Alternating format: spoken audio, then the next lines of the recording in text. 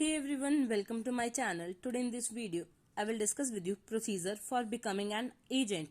ये हम procedure discuss करेंगे। इससे पहले मैं आपके साथ इसका मीनिंग और एजेंट बनना क्यों नेसेसिटी है उनका वीडियोस जो है वो शेयर कर चुकी हूँ। उनका लिंक डिस्क्रिप्शन में है, अगर आप चेक करना चाहते हो तो हम वहां से चेक कर सकते हैं। तो चलिए स्टार्ट करते हैं कि प्रोसीजर क्या है एजेंट बनने के लिए। तो जो हमारा IRDA है यानी insurance regulatory development authority of India है, उसने सेक्शन 42 जो इंश्योरेंस एक्ट 1938 का, उसके लिए लाइसेंस लेना जरूरी है एक एजेंट के लिए। अब IRDA ने क्या किया है, authority of issuing licence in India, ये क्या करते हैं, लाइसेंस इशू करती है। अब उसके लिए प्रोसीजर है, एजेंट बनना है तो एजेंट बनने के लिए क्या क्या प्रोसीजर है। Number 1 is satisfy the prerequisite. Prerequisite यानी जो पहले से रिक्वायरमेंट है उन्हें सेटिस्फाई करना चाहिए। अब रिक्वायरमेंट्स क्या क्या है, any person who wish to become an agent, अगर कोई पर्सन एजेंट बनना चाहता है तो वो मेजर होना चाहिए। मेजर यानी उसने 18 ईयर्स की एज को क्रॉस कर देना चाहिए, देन वो क्या कर सकता है, जो है एजेंट बन सकता है। He must be of sound mind, यहाँ पे साउंड माइंड का मतलब है वो पर्सन पागल नहीं होना चाहिए या वो मेंटली डिस्टर्ब नहीं होना चाहिए, तो वो एजेंट बन सकता है।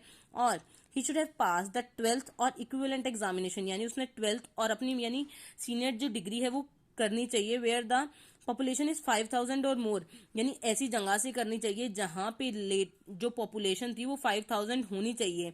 और 10th और उसके आसपास का एग्जाम तब उस एरिया से करना चाहिए जहां पे क्या हो, पॉपुलेशन 5000 या उसके आसपास हो। जैसे अब हर एक स्टेट बोर्ड है, हरियाणा बोर्ड है, छत्तीसगढ़ बोर्ड है, बिहार बोर्ड है या सेंट्रल बोर्ड है, CBSE, भिवानी बोर्ड है, तो अलग अलग बोर्ड्स में जब वो जहां से अपनी 12th और 10th करेगा वहां से क्या होना चाहिए, पॉपुलेशन 12th के लिए 5000 होनी चाहिए मिनिमम और 10th के लिए 5000 या 5000 से लेस, तो वो क्या कर देगा, एजेंट बनने के लिए एलिजिबल है।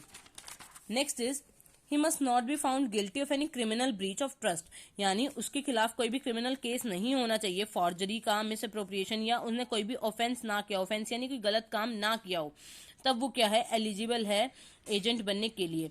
अब डिस्क्वालिफिकेशन क्या क्या है, if any of the following is present, अगर इनमें से कुछ भी प्रेजेंट है तो पर्सन क्या है, एजेंट बनने के लायक नहीं है। जैसे पर्सन क्या होना चाहिए, माइनर नहीं होना चाहिए, माइनर का मतलब है 14 ईयर से लेस नहीं होना चाहिए, वो अनसाउंड माइंड का नहीं होना चाहिए कोर्ट के सामने, तो भी वो एलिजिबल नहीं होगा। He has been found guilty, अगर वो गिल्टी है किसी काम के लिए और अगर उसको 5 ईयर हो चुके हैं करे को काम को, तो उस पर ये कंडीशन एप्लीकेबल नहीं है। अगर 5 साल नहीं हुए तो उस पर ये कंडीशन एप्लीकेबल होगी। If he has been found guilty और हैज नोइंगली पार्टिसिपेटेड, अगर वो गिल्टी पाया जाता है और उसे पता था कि वो जो काम कर रहा है गलत है, तो भी वो इंश्योरेंस बनने जो एजेंट है उसके बनने लायक नहीं है। और उसने अपनी क्वालिफिकेशन और जो एजेंट के लिए ट्रेनिंग होती है वो उसने करी हो, नॉट एक्सीडिंग 12 मंथ, अगर उसने जो ट्रेनिंग है वो नहीं करी होगी तो भी वो एलिजिबल नहीं है, जो 12 मंथ्स के लिए होती है।